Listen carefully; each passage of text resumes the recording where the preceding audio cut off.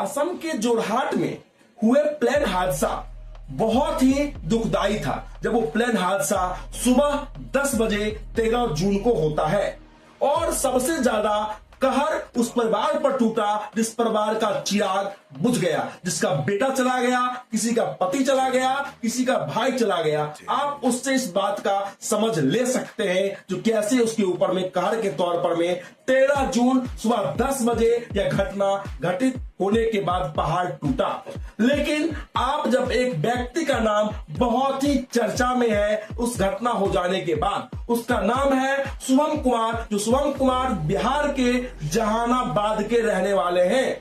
उनकी कथित तौर पर में कोर्ट मैरिज पिछले वर्ष ही हो रखा था, जो शादी सामाजिक तौर पर में अभी तक नहीं हुआ था। उनका मृत्यु 13 जून को हो जाता है और होने के बाद 14 जून 2026 को गया जी में अंतिम संस्कार किया जाता है। अंतिम संस्कार होने के बाद उनकी जो कथित तौर पर कोर्ट मैरिज करने वाली जो पत्नी होती है श्रेया राय, उनको सरकार के द्वारा से प्रोत्साहन राशि नॉमिनी के तौर पर 21 लाख रुपए का चेक दिया जाता है। वह श्रेया राय अपने पति जिनका अंतिम संस्कार गया जी में किया गया, उनका श्राद्ध क्रम तक भी अपने ससुराल में नहीं रुकती है और अपने मायके के पिता और भाई के साथ आजमगढ़ लौट जाती है। विमान हादसे में शहीद हुए जहानाबाद के शुभम की शहादत पर सरकार की तरफ से 21 लाख रुपए सहायता राशि दी गई थी, लेकिन वो पैसे परिवार की जगह उनकी गर्लफ्रेंड लेकर भाग गई। परिजनों का आरोप है कि शुभम और श्रेया की अगले साल शादी होने वाली थी, लेकिन दोनों पहले ही कोर्ट मैरिज कर चुके थे। इस वजह से सरकार ने कानूनी रूप से श्रेया को शुभम की पत्नी मानते हुए उन्हें 21 लाख रुपए का चेक दिया था। इसके बाद श्रेया शुभम के श्राद्धक्रम से पहले ही चेक लेकर अपने मायके उत्तर प्रदेश के आजमगढ़ चली गई।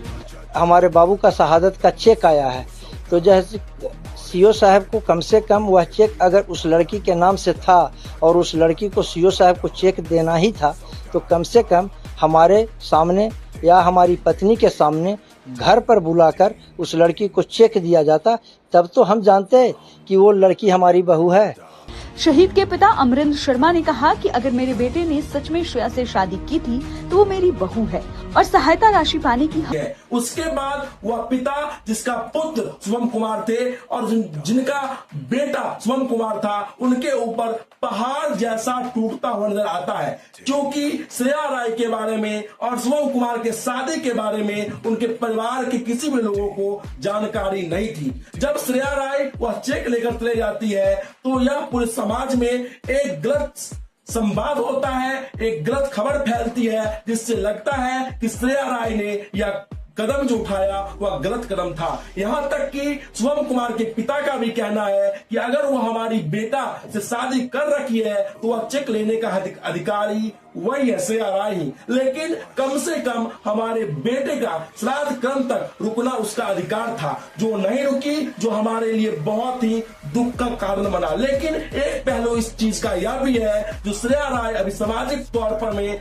रिश्ते के शादी के बंधन में शुभम कुमार से नहीं बंधी थी, बस वह कोर्ट मैरिज था और कोर्ट मैरिज के तौर पर में उसे देखा गया पत्नी के तौर पर में। लेकिन वह और लोगों का कहना ऐसा भी है कि श्रेया राय अभी तो समाज तौर पे शादी नहीं करी है, तो उसका शादी कहीं और भी हो सकता था और वह नौकरी करके अपने जीवन को बिता सकती थी, कहीं और शादी कर सकती थी। लेकिन सबसे ज्यादा उस चेक का, उस पैसों का जरूरत उस परिवार का था, जो परिवार ने अपना बेटा को खोया है, जो परिवार ने किसानी करके, मजदूरी करके अपने बेटे को IAF तक बनाया है, इंडियन एयरफोर्स की लेफ्टिनेंट तक भेजा है, तो उनको ज्यादा जरूरत उस पैसों और उस रकम की थी।